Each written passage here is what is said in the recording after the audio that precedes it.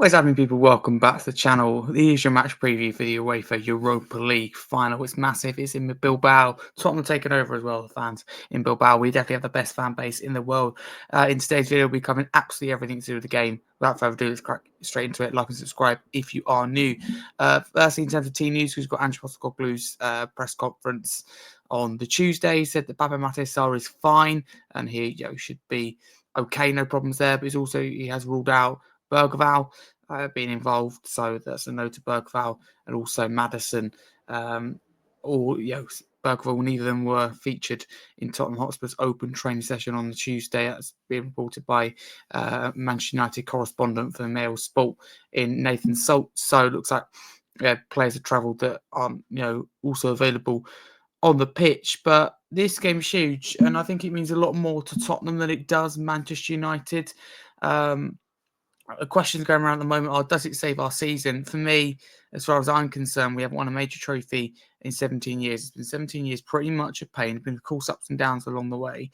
So if you said to any Spurs fan at the start of the season that we'd win a trophy, be playing in Champions League football, they would have absolutely taken it. And that's the reality. It can't, ignore and completely forget about the league season. But let's not pretend here that, there's a drastic swing between winning this game and not winning. It's absolutely huge, and this is a huge game for Arsenal United. It's probably just another day at the office.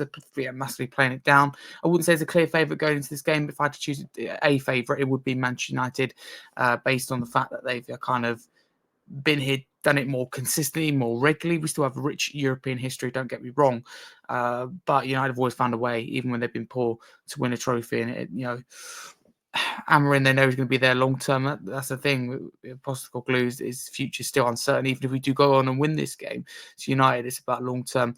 Yeah, but it's interesting. Both teams taking an approach to it, different approach. Ange Postecoglou wrapping players in cotton wool. Amarin not at all, which is very fascinating. But this would be my team. So Vicario in goal. I think the backline and the goalkeeper picks itself. Porro, Doggy, and the two beasts. Maestro partnership in Romero and Van der Ven. Midfield. Now we've got the Sarr that's fit. It probably does start for me. I'm thinking Basuma, Sarr, Bentancur. We could keep that 10, and I think the one out of three that's best to play is probably Bentancur.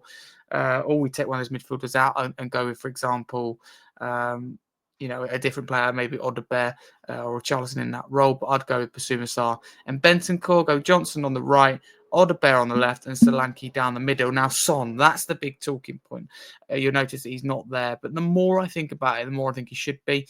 And I've been saying all week, he hasn't warranted a start. It hasn't been good enough. Feels very similar to the Harry Kane 2019 Champions League final.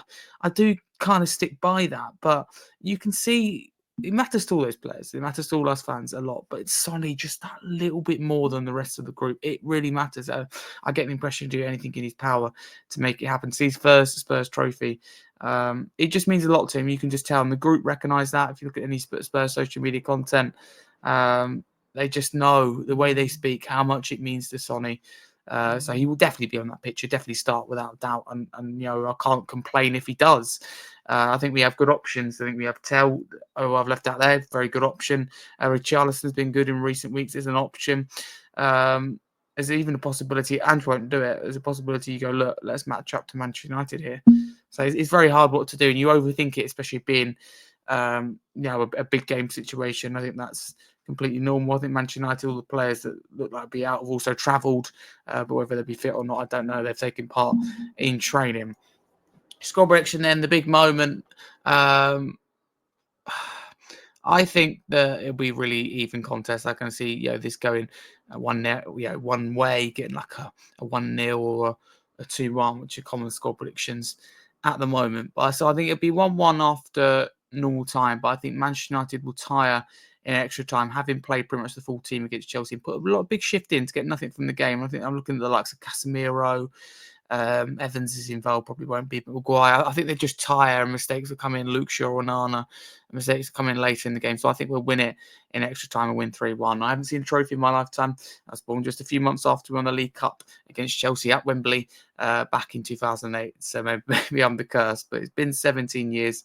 So it's no sugarcoating of our season. But at the same time, let's not pretend that it wouldn't be significant winning this trophy, because Champions League qualification was the aim at the start of the season. And those fans got to be careful. Fans go in, I don't want to be too critical here because I want to make it 100% positive. But, a lot of fans are whining that we're losing every week in the league. But we all said, look, let's just win a trophy, forget the league, forget the top four. And that's what we've done. Whether it's intentional, of course, there's no excuse to be sat 17th in the league with the club at Tottenham Hotspur. Totally understand and agree with that. But if we win a trophy, that would be special. The fans deserve this. Those fans who suffered that pain in the 2019 Champions League final, all those fans, especially the ones that travel away, at home and away, dedicate all their money, all their time. So this is a big night for the club. I struggled to sleep. All I could think about is the final. Just wish I could be out there in Bilbao. So wish everyone hasn't got already. Safe flight, a fantastic time out there. Spurs have absolutely taken over in Bilbao, which tells you how much it means to this fan base. It's a huge game.